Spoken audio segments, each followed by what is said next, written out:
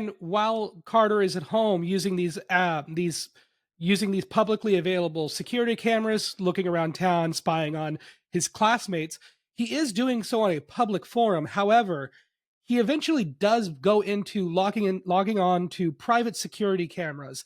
Is that an issue of privacy that Carter grapples with in the story? Absolutely, absolutely. And I think one of the things that I felt like the challenge of it was just to make it believable, right? Carter is sort of sucked into this very, very gradually. First, he is just checking out his his crush and her classmate, but then he starts to see other things, realize there are other cameras, and when those won't get him what he wants, he's like, well, if I can get into the ice cream shop, then I could see this.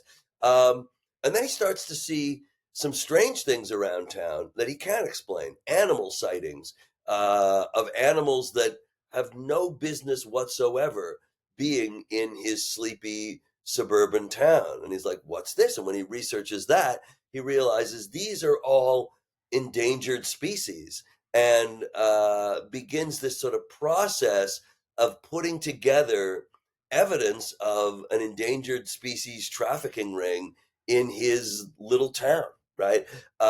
So I think that the trick from a craft standpoint of writing the book was just to make it believable that this kid would not jump in with both feet and suddenly become this total spy and snoop, but that he could get gradually sucked in bit by bit.